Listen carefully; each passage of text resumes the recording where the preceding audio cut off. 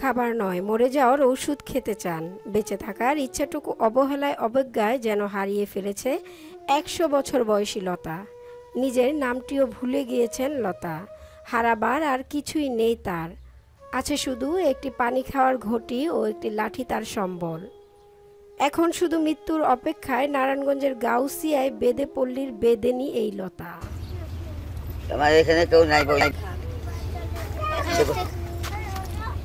মামা কিছু দাঁড়া খাই খাইয়ে মরে যামা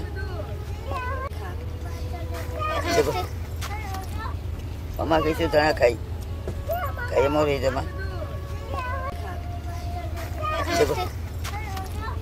মামা কিছু দাঁড়া খাই খাইয়ে মরে যামা মামা ও মাতারি ও মাতারি ডাক শোনো না লাও না তোমা।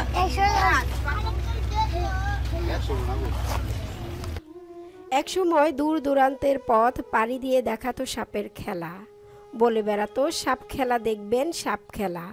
আরও বলে বেড়াতো কোমরের ব্যথা নামাই দাঁতের পোকা ফালাই। আর এখন বয়সের ভারে ও অসুস্থতায় অক্ষম হয়ে পড়েছে দেহটা। দু চোখে দৃষ্টি নেই তার, কর্মক্ষমতায় অক্ষম বলে বেদে পল্লীতে রেখেই পালিয়েছেন নিজের ছেলে। নেই তার থাকার স্থান, কেউ দয়া দেখিয়ে খেতে দিলেই খেতে পারেন লতা, না দিলে না খেয়ে থাকতে হয় তাকে দিনের পর দিন। তবে কারো সহযোগিতা পেলে কিছুদিন ভালোভাবে বেঁচে থাকবেন লতা। কোনো রকম সরকারিভাবে সহযোগিতা না পেয়ে নানা রকম ক্ষোভ প্রকাশ করে বেদে পল্লীতে এই বেদিনী।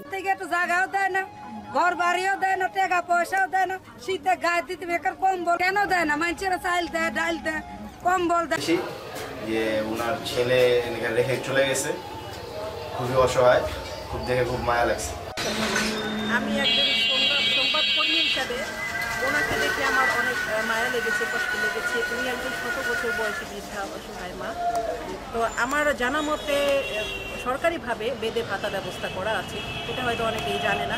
তাছাড়াও সরকার যদি আরও একটু ওনাদের দিকে সুনজরে তাকায়, সুযোগ সুবিধা দেয়, আমার মনে হয় বৃদ্ধ বয়স ওনাদের আর এত প্রশ্ন করতে পারে। এ বিষয়ে এই কর্মকর্তা জানান, কেউ হাসপাতালে যদি ভর্তি হয়, যে আমাদের যেমন উপজেলা হসপিটাল আছে, জেলাতে সদর হসপিটাল বা এই টাইপের সরকারি হাসপাতালগুলো, পাশাপাশি দেশের সকল মেডিকেল কলেজ, সরকারি মেডিকেল কলেজগুলোতে আমাদের হাসপাতালের সমাজসেবা কার্যক্রম আছে। সেখানে আমরা তাদেরকে সেবা দিতে পারি। যে কোনো সে যদি চায় আমরা সুস্থ অসহায় রোগী তাকে আমরা ওখান থেকে সকল ধরনের সেবা, জাস্ট তার ট্রিটমেন্ট রিলেটেড যেসব হয়তো সরকারি হাসপাতালে তো অনেক কিছু দেওয়া হয়, পাশাপাশি তারপরে অতিরিক্ত যদি কোনো কিছু লাগে সেগুলো আমাদের হাসপাতাল সমাজসেবা সমিতি আছে অনেকটা, তার মাধ্যমে আমরা তাকে সেবা দিতে পারি। সুচিকিৎসার ব্যবস্থার মাধ্যমে সুস্থভাবে বেঁচে থাকুক লতা, এমনটাই চাওয়া বেদে পল্লীর বেদেবাসীদের। মনি ইসলাম, বাংলা ভিশন ডিজিটাল।